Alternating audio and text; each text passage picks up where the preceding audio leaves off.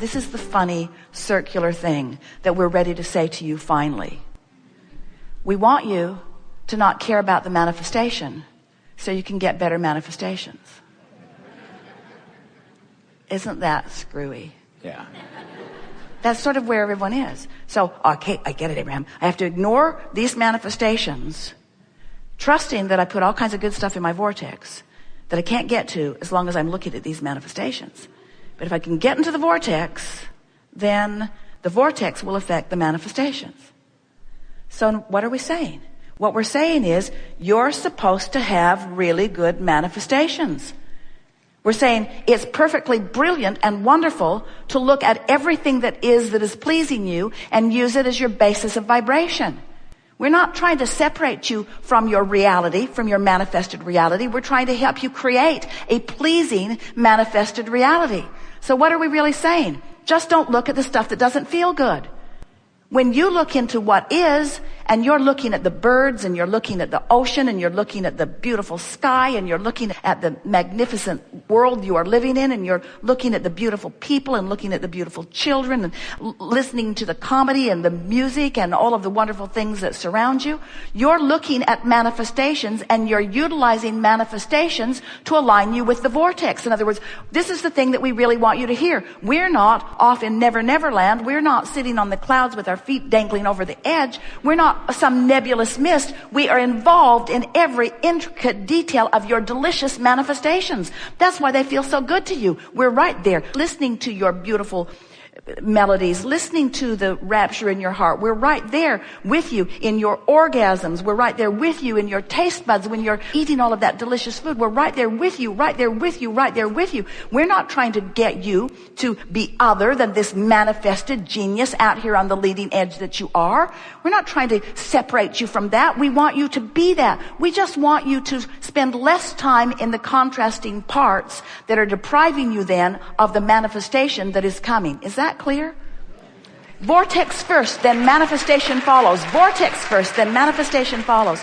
So as you're exploring all of these things and talking about the things that you were talking about, social injustices or things in the world that aren't working as well as you would like them to, still your optimism is so supreme because you largely know that you're here for improvement.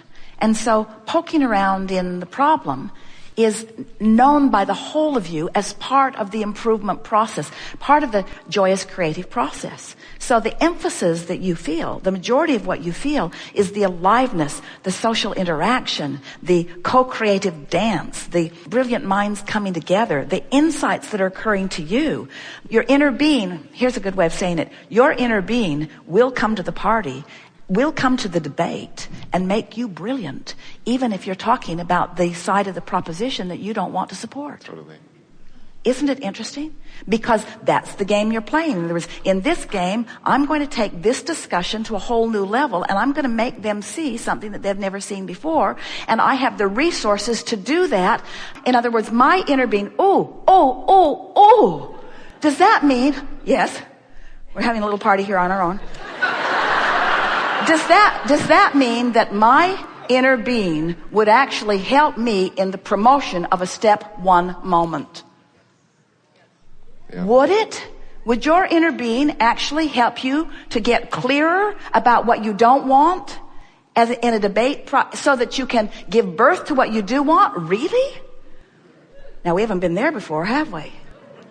In other words, this manifestation, this fullness of who you all are. In other words, this whole conversation is you can't get it wrong and you never get it done. And as long as you're feeling mostly fun and joy about what you're doing, then keep doing it that way, you see. Totally. We don't ever want you to say, oh, I study this spiritual stuff. Yeah.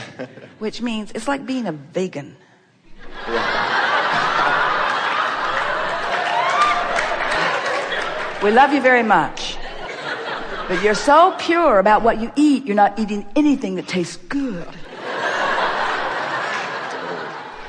And we don't want you to be such a purist in your thoughts that you're isolating yourself off into this corner where I'm a spiritual person, and so I should not be having that thought. And we say, a lot of those thoughts lead to other thoughts and other thoughts. It's like saying I'm an artist and I will deprive myself of most of the mediums that are available to me because I disapprove of them in this way and this way and this way and this way. And we say, then you're going to miss out on a lot of the delicious, magnificent things that you will be creating if you deprive yourself of the resources of creation. There's a tendency to think that I should do it. And the question always should be, do I want to do it? And the reason that do I want to do it is such a good question is because your inner being has very strong opinions about what is wanted by you, because you've been putting the pieces of it over there into your vortex, and your inner being stands as the full knower of what you want to do. So if you are letting your desire lead you, and so it led you to that, but it will lead you beyond that, and it will lead you beyond that, and it will lead you beyond that, and it will lead you beyond that. You can't stand still very long anywhere because your expansion is rapid.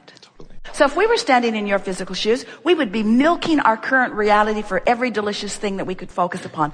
We would be making lists of positive aspects. We would be doing rampages of appreciation. We would be doing anything and everything that we could do to extract a keen awareness, a sharp, specific awareness in ourselves right here, right now, of the beauty of that which is. But if we find ourselves in a moment where the beauty isn't dominant, where the beauty isn't compelling, where the beauty isn't even seeable because of what we are focused upon, then we would not try to wring it from the manifestation. We would instead find our way into the vortex, the emotion of feeling, knowing that if you can do that, that the vortex will then give you immediately a more pleasing manifestation. And at first, the manifestation will be emotion. Next, it will be trains of thoughts will begin to come. Ideas, inspiration. Next, it will be others collaborating. Next, it will be heaven and earth moving to accommodate you in whatever you want. In other words, there's no limit to the details that manifestations will bring. So that leads us to what we talked about just before segment of refreshment that we were really wanting to talk about. Because every moment that you are conscious, you have this abiding awareness, you cannot get away from it, of your relationship between who you really are and all that you've become and how much you're letting in. In other words, in every moment you're having a manifestational emotion, an emotion that is a manifestation in every moment. If you're bored, it's a manifestation and it's telling you about this relationship. If you're excited, it's a manifestation in this moment that's telling you about this relationship. If you're fearful, it's a manifestation that's telling you about this relationship. In other words, you can't stop having a feeling, can you? Isn't something that you say constantly how I feel? Well, I feel this or I feel that. Aren't you aware of how you feel? I feel tired. I feel happy. I feel bored. I feel hungry. Well, hungry, that's a little different. I feel these emotions. I feel all day long. I feel bored at work. I feel uninspired at work. I feel inspired. I feel happy. I feel happy in talking to you. I feel unhappy in talking to you. I feel frustrated in this conversation. I feel exhilarated in this conversation. I feel. You do. You're feeling. You're having those feeling manifestations all day, every day. All day, every moment that you are conscious, you're having this awareness of this relationship, this vibrational relationship. So when you get it, that this manifestation is happening constantly and that you have much more leeway and latitude in how you feel than just observing what is, now you've got it. Now you're free. That's one of the things that many who have been practicing this deliberate creative process that we are teaching, you're hard on yourselves when things are not in every red hot minute pleasing you in just the way you want them to be. And yet it's the opposite of what we've been trying to extract from you in all this conversation. We want it to be all right with you to have a step one experience. The creative process, the joyous expansion process, the eternally becoming who we are process is step one, ask. And you cannot ask without variety. You cannot ask without contrast. Well, we've got to give it to you. You are in a more dicey position because we're asking you to explore the contrast so that you know what you don't want, so that you know what you do want. And then we're saying, as soon as you know what you do want, give your undivided attention to that. And yet you're all living the reality, and the reality is sort of, it's intoxicating. When you can see it and hear it and smell it and taste it and touch it, it gets your attention. And we are almost at the place, and we will be very soon, maybe even in the next moment or so, where we can say this to you in the way that you've been wanting to understand it for a very long time. So we're just going to feel around in here until Esther finds the words that express this powerful blending of why I live in contrast, why I would be willing to live in contrast, and how it fits into the greater picture of all of this. So the contrast helps you to expand. But the contrast also keeps you from taking the expansion. Yeah.